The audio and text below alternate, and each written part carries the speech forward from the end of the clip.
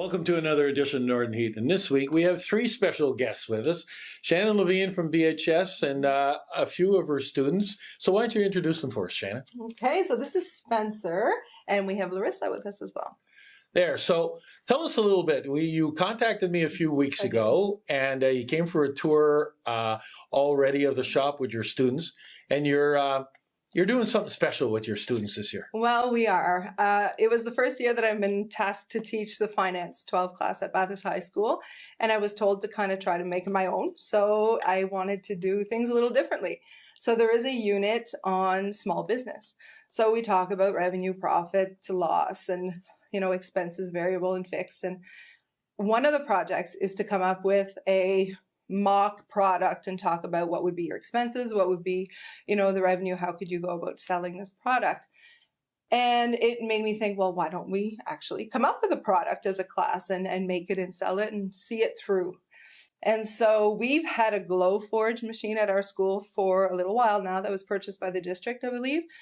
And it hasn't been used as much as I would like at this point. And I really wanted, I'm a creative person. I wanted to do something with this machine. So it's a laser cutter that cuts wood and metal.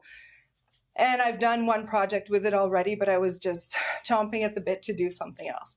And so I had the idea that maybe we could make a little keychain. So then come the problem, well, we need some wood. And I thought of you because I've known about your business for a while, and I thought it would be neat to have a special kind of wood as opposed to just any wood, and have it be environmentally conscious, because we would be using what I was hoping would be your waste product to make our product, since it was such a small piece of wood that we required. So I contacted you, and we then came for a visit with the students to see your business here, which is really an amazing thing for them to see, because I don't think a lot of them knew it existed. And it was quite neat to see what's going on here. So, well, the interesting part, and we talked a little bit about it before we start, is that finance, accounting, and that kind of stuff. Yeah, it's not all the bells and whistles that it looks like. It wasn't my favorite topic in school, but you've been able to turn it around to more like a business and understanding everything around it. And the other part too is, as we talked about, is that small and medium-sized businesses are the core and the backbone of industry in North America.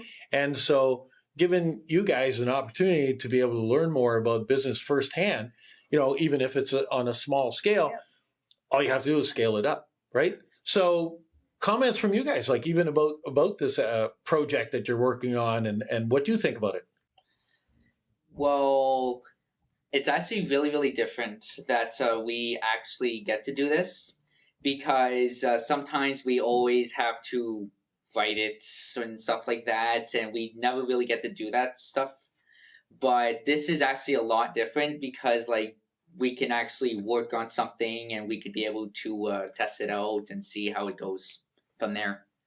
And we searched up keychains and stuff like that, and we actually got to see how much it would cost. But we found out that it was like $10 or something like that. Yeah, they were selling for about $10, similar products. Yeah. And we just narrowed it down to like $5 and stuff like that, if we can be able to sell them and stuff like that. So you're getting to understand, going out and do some research and find out, what are things, what's the market bear? And then after that, starting to figure out your cost. So what's your role in all of this project, and what do you think about it? I think it's really good, not only for the hands-on experience, but being from Beldoon originally, I don't know a lot about the Bathurst area. So being connected to not only what you're doing in the community, but starting a new business with people in the community is really nice. So it's touching on a whole pile of points, right?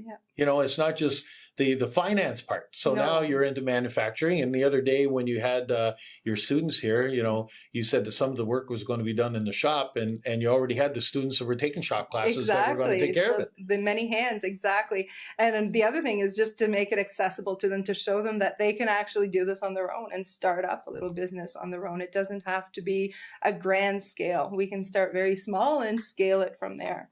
But the other thing that I find, and this is maybe just me, is that by being in a community like ours, it allows you the flexibility to be able to do stuff like this. Absolutely. Partnerships are key. And that is something that I've really brought into my teaching in the last few years, is that everything's better when you work together. And we have such an amazing community. People are always willing to help out. If you reach out, I don't think I've ever honestly gotten a no. I've reached out to many businesses in the area, many dignitaries in the area, and I always get help. And it really is the way I believe in experiential learning. I want the students to actually live it and see what it's all about, and making connections, and how important, we talked about values and how important that is in business. And these are things that we can learn through actually doing things, as opposed to just talking about it and seeing it for real. Yeah. And one of the things that we talk about a lot on this show is the fact of, we are a small community, but the things that we can do here compared to the big city, Absolutely. like you'd never be able to do this in the big city. You're right. You're absolutely right. The accessibility piece is key, and smaller communities are more tight knit, and we help each other out a little bit more. Yeah. And then at the same time, it'll allow you guys to do your marketing, go out and sell, and you can sell online. You can go out to talk to people. You can go bang on the door and say, listen, this is a project for the high school. And absolutely. And they'll support it because it's a project for the high school. Yeah, absolutely. Yeah. Well, listen, guys, I wish you the best of luck, and I'll go deliver some wood later on today. Wonderful. And, but I wish you the best luck with this. I'm very glad to hear that this is something that you're promoting and helping people, and helping young people to understand the world of becoming an entrepreneur, and some of the cases. Because this is your grade 12, you're graduating this year? Both of us 11 or 12. These are 11, but it's a grade 12 finance course. Yeah. So, in a couple of years, this will give you a chance to experience some stuff. In a couple of years, you got to make a decision on what's going to be the next step in your life. Exactly. You're going to leave this young lady here, and she's going to kick you out into the world, and you'll have to decide what to do. But hopefully you decide to get into becoming an entrepreneur. Who knows?